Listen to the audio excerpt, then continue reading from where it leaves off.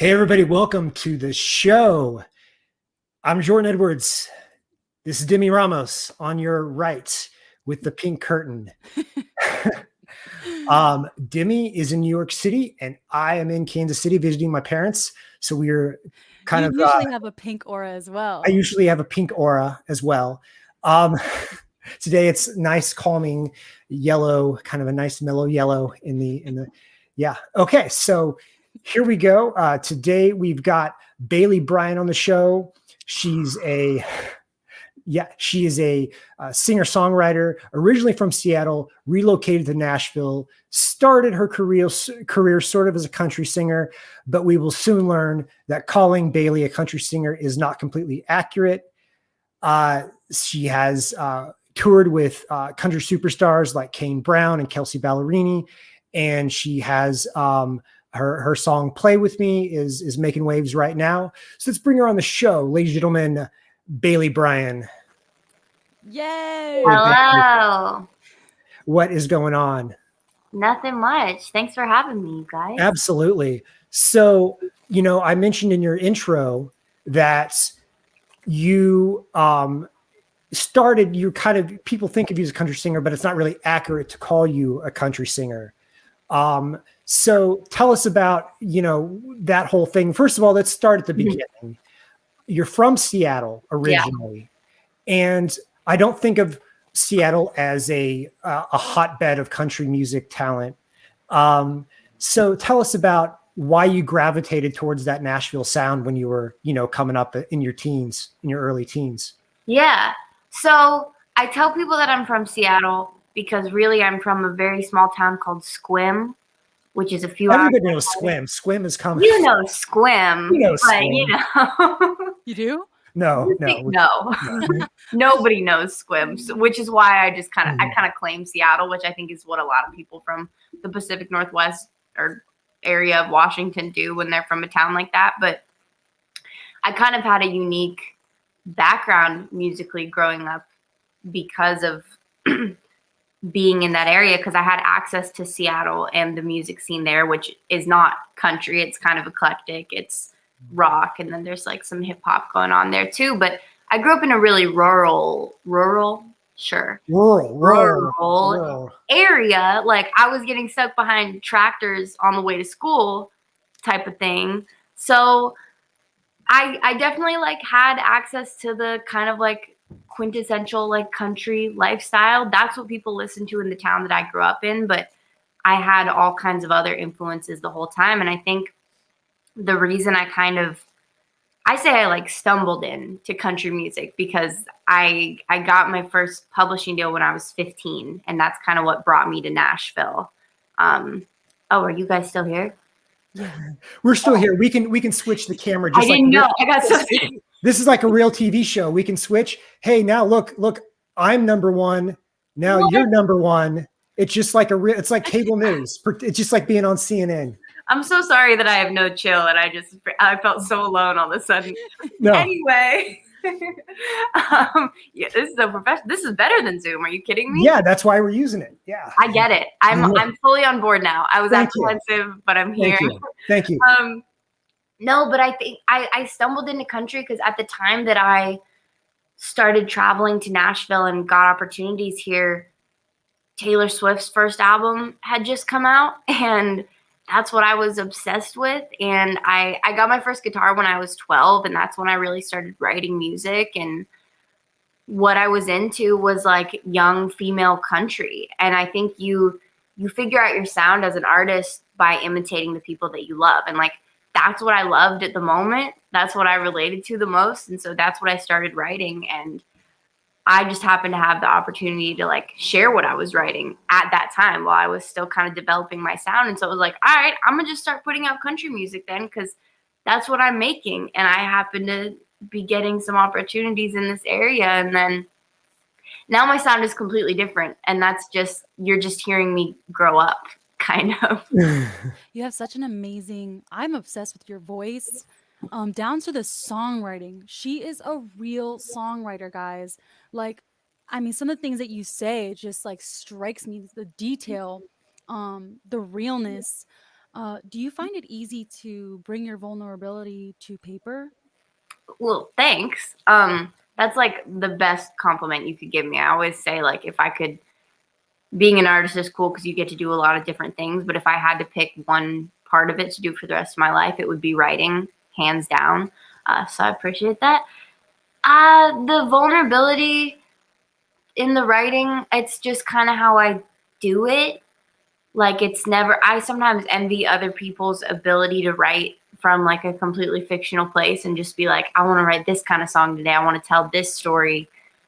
I'm just going to do it. I'm like, I have to write about what I'm going through, like right in the moment. Otherwise it's going to be trash. Like I have no choice but to overshare. And usually the more vulnerable, the more vulnerable I get, the more of a positive response I get, because people just tend to relate the more real you are. So at this point, it just comes kind of naturally, to be honest. Wow.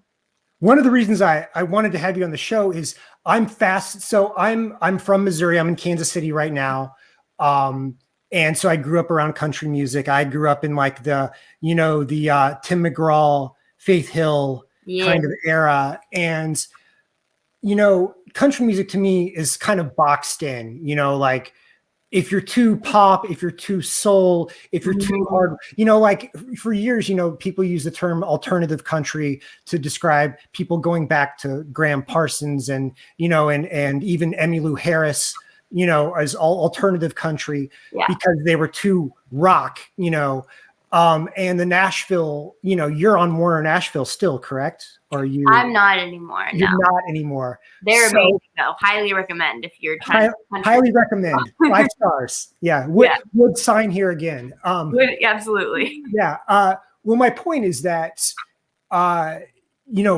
country music is based on chart performance. Like if you sign with Warner Nashville, they want you to get top 10 country songs. They want you on the radio.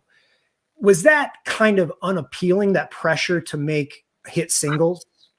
Absolutely. That was kind of one of the kind of stalemates I think I came to that prompted the shift I made in my music.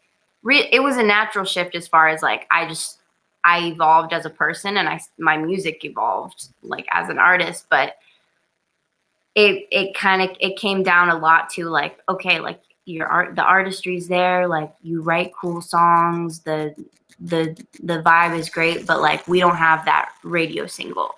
And I had so many songs, like when I started with the country stuff, I was like, well, I have these songs that I like, but it's very like, and like as a label, I get it. They're like, we like these songs too. We really like you, but the radio needs this like specific type of song in country. We want to put out your other songs that are like, those are dope and whatever, but we need the radio song. And like, that's what the conversation always comes down to. And that can kill your creativity really quickly if that type of song, that specific vibe doesn't come naturally to you, which it does not to me, especially when it comes to writing country. So how do you feel about the current state of, I mean, because your country music, I mean, touring with people like Kane, Bryan, and Kelsea, Ballerini, like that absolutely boosted your career. So how do you feel about the state of country music, where it's at right now, where I feel like it's a little more malleable? I mean, Kacey Musgrave really helped a lot. For sure. That he can be weird. That's the thing, is you can't be weird in country. And Kacey Musgrave says, I'm going to make really weird, pothead looking imagery and it's going to be okay. And I'm still going to be a country singer. So how do you feel about the state of country music right now? I mean, I wish that there was more of that. I think she had to work really hard to get recognition for what she does and just like have that be allowed. And when I was, trying to do it, I was looking at stuff like that and I was like, well, she's doing it. Can I? And it was like, well, you got to do it a certain way. I just think there's a lot of progress to be made as far as any kind of differences being like celebrated in country. It's more like if you work really hard and you kind of finesse your way in and you still like, like suck up to the right people and whatever, like you can get away with your weirdness, but you got to do it right. And it would be cool if country kind of caught up to the pop landscape in the way of just like, no, we're going to celebrate it if you're weird. Because the core of country music is, I think, the storytelling and incorporating more like organic instrumentation. And like, that's like a very cool thing about it. But there should be room to kind of interpret that in different ways. And I don't really think there is a ton of it. So Absolutely. you shifted a little bit to the pop world. You're going pop now. Yeah. Sounding awesome. You got 808s in there. It's sounding poppin', freaking like, you know what I'm saying? Yeah. How does it feel to be a young woman in the pop world right now? I mean, I'm excited. It can get, I think my biggest like concern going into the pop world was just like that it's so, there are no rules. Country, it's hella rules. The pop world, there's no rules. The weirder you are, the better. You gotta stand out type of thing, you know? Like it's way less of a blueprint. It's more of like, how many ways can you break the rules? The more that you do that, the better you'll do. So I went from feeling like very much like the odd one out, the kind of weird, like fish out of water, doesn't really know where she fits kind of person in country, to being in the pop landscape and like kind of feeling basic for the first time in my life. Like I have a dope sound. I'm confident in what I do, but like everybody's doing something really weird. And I'm like, I just want to write my music and make it sound the way that I like. And all of a sudden I feel this pressure to be more out there and more shocking and more like sell myself in kind of a different way. So it's cool because I feel just the freedom to try whatever I want with my music. When it comes to creating, I don't feel those like pressures anymore. I feel like as long as I make a really cool song, like people will respond to it and there's less gatekeeping there. But like just as an artist and when it comes to like marketing myself, I'm more threatened by the pop landscape, to be honest. One thing that's great about your transition from a straight up pop country singer, which is a whole thing, you know, the Taylor Swift kind of opened this door for the pop country singer, you know, is that you've carried over, your voice has stayed consistent. Like I feel sometimes when country singers go pop, they kind of like take the draw off their voice, or they take like the tone off their voice. But you know, we were talking in the intro, I talked about Play With Me, and Play With Me is a pop song, but it wouldn't take a whole lot to make it into a country song. I wrote it on my guitar. Even your vocals. And by the way, speaking of Play With Me, you recently performed that on Colbert. Here is a screenshot of you performing during his Play at Home series, which is really cool. So I have a couple questions. First of all, we've seen these kind of live performance videos over the past year where people submit. That's what late type talk shows, half of the music performances are essentially live music videos. Yeah. So tell me about the logistics of making one of these videos. Like, how did that happen? How did you because it kind of reminded me of the Dua Lipa Tiny Desk concert she did with like the red background, orange background from 5 or 6 months ago, maybe. Yeah. So tell us about how that came about and how you like put that together.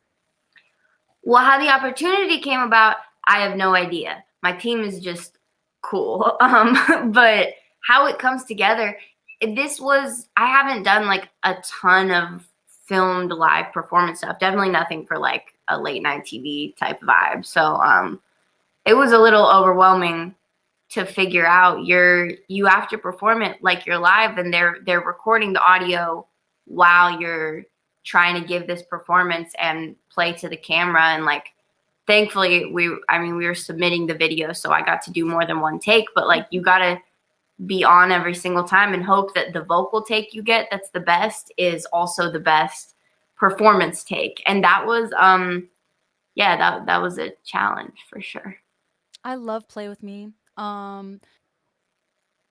Boy Loud Here, girl anthem. You know what I mean? Tell us how this song came about. Well, I like telling the story of how the song came about these days, especially because I wrote it because I got a "you up" text from a dude that I was talking to at the time, like over a year ago. We've all done that. We've all. We've all gotten that text. And the thing is, like, I didn't even like him that much. Like, I was, you entertain people for whatever reason. That's the place that I was at the time. And I was just like, I texted him way earlier in the day. He didn't reply till like 11:30 at night on a Wednesday with the "you up," and I was like, "This is disrespectful, sir." And so instead of replying, I picked up my guitar and I started writing "Play With Me." I wrote the first verse and the chorus just there that night. Never texted him again. And then I got to take it into the studio the next day with like two of my favorite people to work with, and then we produced it out into this whole pop thing. But the coolest part of the story, I think, is that like the reason I got to go on Colbert and people are talking about it like a little bit now is because of a TikTok that I posted kind of recently. I went through a bit of a breakup and I was crying. It was like the day after I had this like really tough conversation with dude I was dating, and my manager sent me this TikTok while I was crying in bed. And it was this girl, and she was in her car, and she was like blasting "Play With Me." And she was like, "Listen, ladies, if you're sad about a boy, turn on "Play With Me" by Bryan and remember who the F you are. And she like blasted it and was singing it. And it was like, the TikTok was like getting some traction. So my manager sent it to me, and I'm literally in bed sobbing and watching this TikTok of somebody else like recommending my song, like to stop being sad about a boy. And I was like, I'm sad about a boy right now. And so I was like, this is very, very ironic. I'm going to duet this TikTok, still crying, and like react to it. So she's like, if you're sad about a boy, I'm like crying in the video. I'm like, I am sad about a boy. She's like, listen to "Play With Me" by Bryan. Remember who you are. I was like, I'm Bryan. And I needed this reminder, sobbing. And the TikTok went viral, like did really well for as how my videos do. And that's when we saw a huge spike in people listening to the song. And it made it just mean so much more to me, because I was starting to see other people kind of share their stories about like, girl, I went through the worst breakup of my life this year, and like this song got me through it and reminded me, like, I've been in a situationship for like 6 months and this song helped me end it. Or I just finalized my divorce and I'm blasting this song, like deep stuff like that. And I was able to like relate to like the tough spaces that people were in, that the song was helping them get through, because I was actually in a tough space where I needed that reminder of my confidence. And I kind of got to experience what I didn't know that the song was doing for other people. And so like now forever, like that, my crying TikTok is forever a part of the story of the song and what it is. The crying TikTok. Yeah. My crying TikTok, crying on the internet. Highly Have you ever recommend. heard of, my friend told me this other day. She said something about the term "digmatized." Thanks for zooming in on me as I said "digmatized." That's Have you real. heard of that? Situationship, digmatized. It's all real. Those are these are all words that I use on a regular basis. Have you heard of that one though? Absolutely, I've heard of that one. I've used it. Okay. I thought she made it up. I was like, girl. No, like when your friend is like complaining about a dude, like she's like, yeah, well, he didn't text me back all day, but like if he responds later, like I'll probably go to his house, like, and she's like saying all this shitty stuff that he does, but like she's still It's stigmatization. investing in it. It's like, girl, you're stigmatized. That's what's going on. There's no other reason for you to be putting up with this.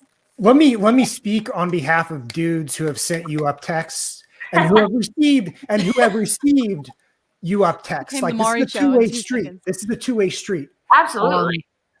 I find it completely inefficient to do that. Like, Right? I feel like, well, also it's like, if you're doing this at like midnight, 1 a.m., the logistics of getting in your car, or in Demi and I's case, in an Uber or a subway or a cab, because we're New York people, it's just like, do it in the afternoon and plan it out a little bit, you know? A little bit. Like, I get spontaneity, but like, you didn't know what my plans for the evening were. Like, if it's late at night, I'm probably already in bed. I've probably washed my eyebrows off already. Like, I'm not gonna. Also, you're a star. It's like you have a gazillion thing. You have a gazillion things to do. Come on, like people. It's just slowness. I'm busy. Yeah. I need sleep. Like you Yeah. don't know what my situation. It's very assuming. That's the thing to me. I'm like, it's very like you can have whatever kind of situation in a relationship you want, casual, whatever. But it's inconvenient. Text me in the middle of the day. Ask Yeah. me what I'm doing later. It's And we'll also just like check you on we've all been there where like there's a certain her point roster. where your exhaustion overtakes desire for the D, like like you don't even need it My anymore. exhaustion overtakes everything at around 9 p.m. There's nothing else. My exhaustion overtakes the desire for anything once I've like showered, put on like my ugly t-shirt and my granny panties, and like done my skincare routine. If my skincare routine is done, I'm over for the day. not getting in the car for you, and you're not coming to me. No one's allowed in my home. A sensitive bad bitch, Bailey. Yes. Okay. Yeah. Who is she? She sounds like every girl I know. She sounds like me. Where did you get this concept from? It's kind of genius. That's the point. Literally what you just said. She sounds like you. She sounds like everyone. She's me is really the thing. I think it came from a little bit, maybe coming out of country music with like a chip on my shoulder about like having to label the music that I make. Like I was so exhausted with genre after I put out my last country project. Like everyone. I apologize for the barking dogs right now. You're I'm gonna mute my microphone. Demi, you take over. okay.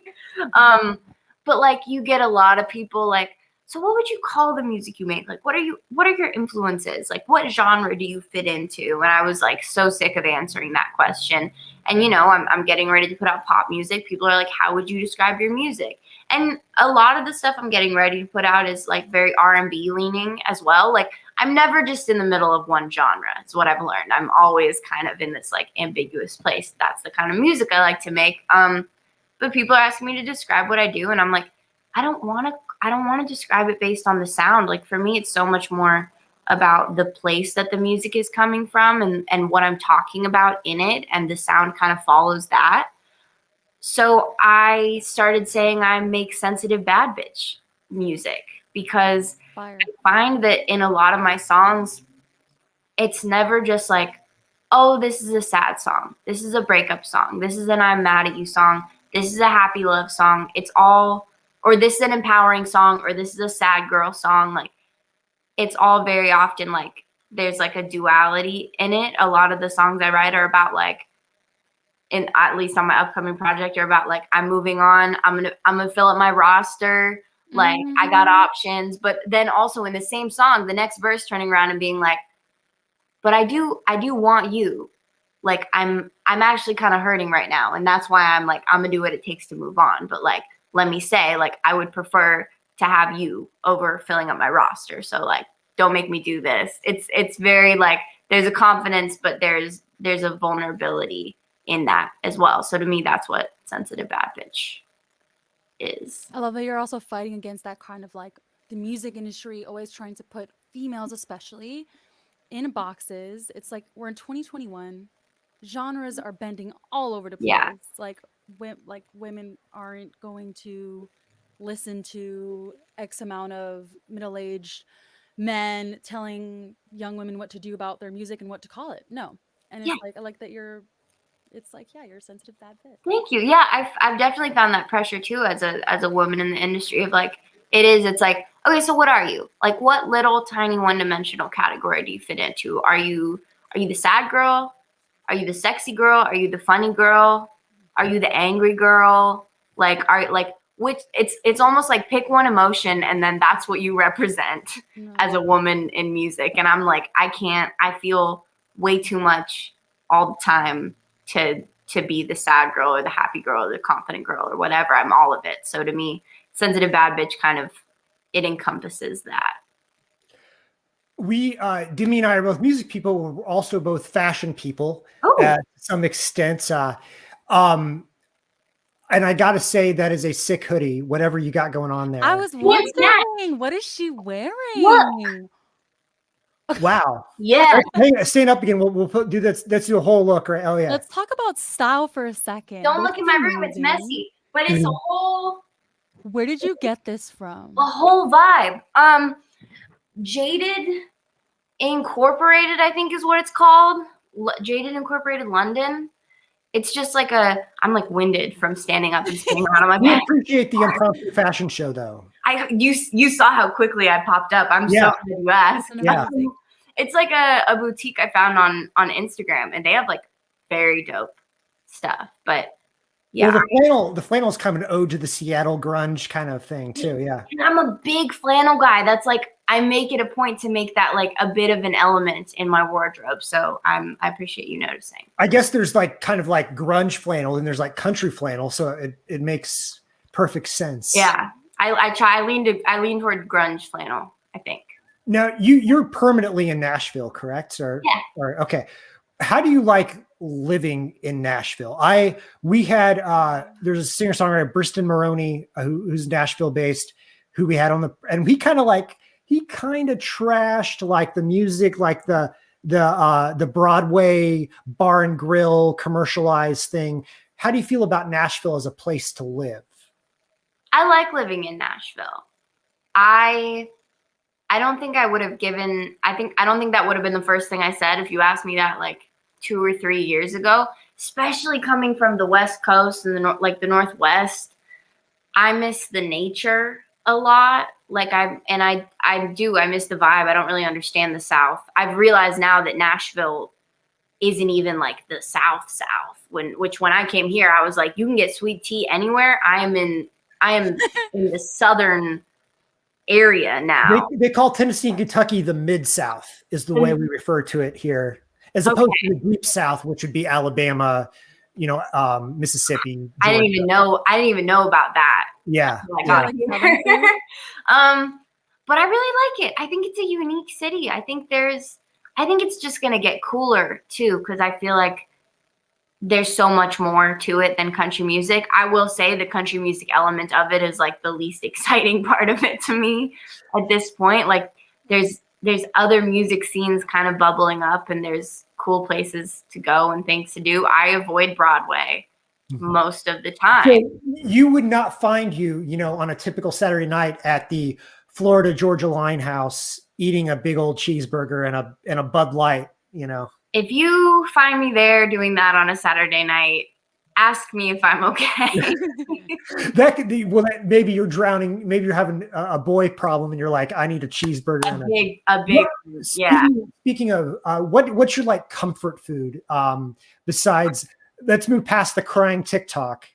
How else do you cope? Are you I need a cheeseburger, I need some Ben and Jerry's? Or are you like, I need to write how do you cope with stressful, sad situations? Definitely, I need to write a song is like that's a go-to. I find lately, which I'm like really proud of for this, because I think I used to cope with stressful, sad situations by kind of like shutting down and just laying on the couch all day and eating whatever I want, or like not eating, which, I still do sometimes. It's healthy to let yourself like just feel your feelings a little bit, which I do regardless. But lately, like when I need to cope with stuff like that, I kind of turn to self-care, like on the little level, like the cliche, like face mask stuff. I clean a lot now to cope, which was never who I was. So if you have a really clean house, it's some bad stuff happen. With all the feelings I'm going through, yeah, my house is it's actually not, but it's fine. It's like I'll like wipe the counters and I vacuum a ton. It's stuff like that. That and writing songs lately are the things that get me through.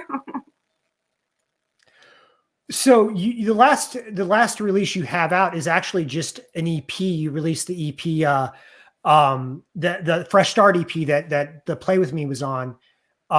Is that, I guess that's your most recent release, correct? Well, that's coming actually. The collection it's not finished, but we've been putting out one fresh new single every single month. So it's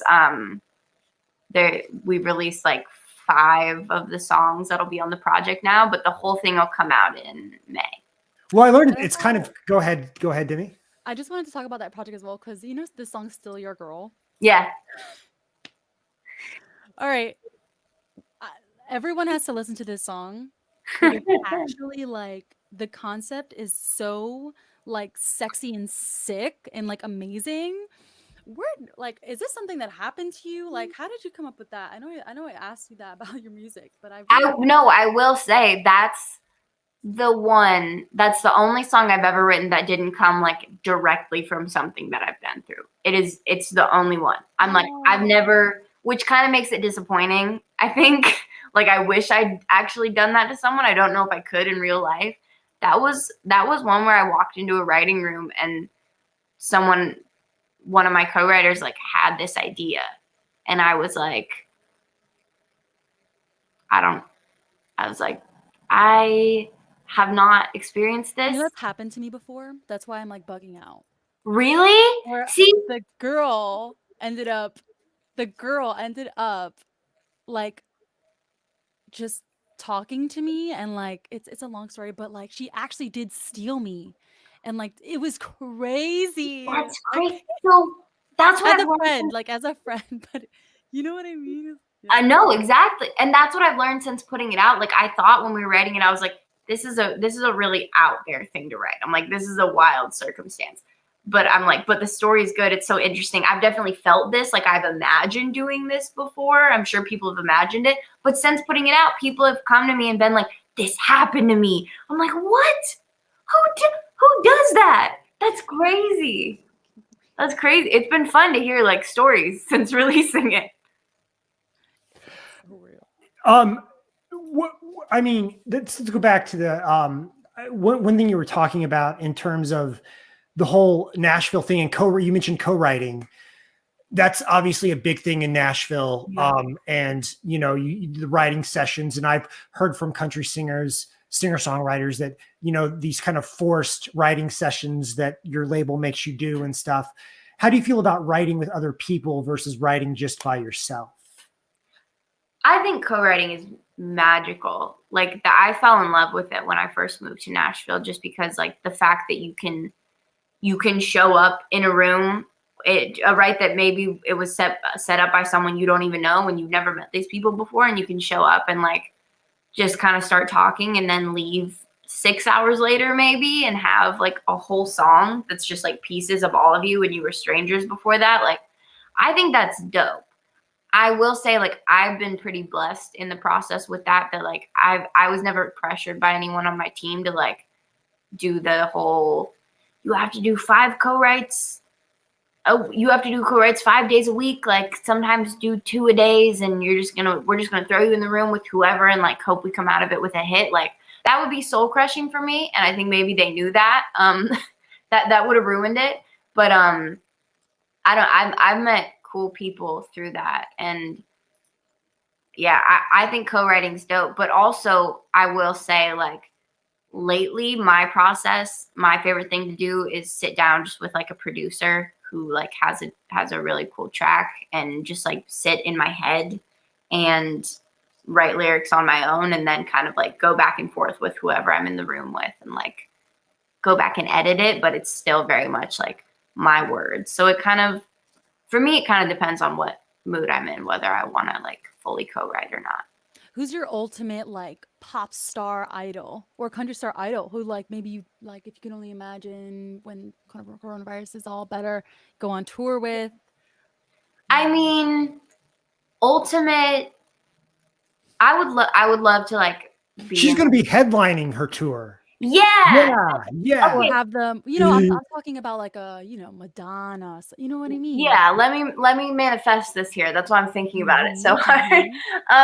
Post Malone would be like a dream one for me. I kind of look up to him and his career in a lot of ways, because I think he spans and kind of like transcends genre, and he's very much just like himself in everything he does, and that's like, it works.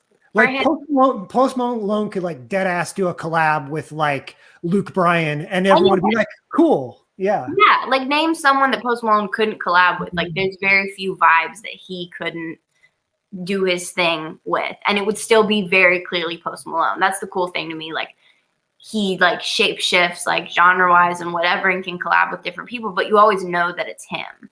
And I think that's special. Absolutely. Absolutely. Manifestation.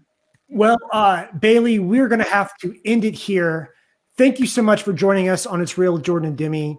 We appreciate your time and congrats on the Colbert appearance. We look forward to the full project, the full album, the full EP, whatever it is when it comes out. Can't wait to hear that on the radio, girl. I'm gonna be like, Yeah. oh my God, I know that voice. Every time I hear Yeah. this, I'm like, it's her. Oh my God. Well, Should just stay thank you full. guys so much. This was so fun. I'm glad you liked my sweatsuit. Yes, yes. All right, we will talk to you. We'll talk to you later, Bailey. All right. Thanks so much, you guys. All right, bye-bye. We cut her off. So sorry. She said, Jordan, you always do that. You always put up the artist are like, thank you so much. Have a great. And then Jordan's like cuts them off. so we thank you to our guest, Bailey Bryan. You can go to Bailey. She's at Bailey on my own on Instagram and check out her music on Spotify or wherever you stream your music. Our next show is this coming Tuesday. Who do we have, Demi? Yeek. Yeek. So we will see you on Tuesday with Yeek. Until then, take it easy and have a great weekend, everybody.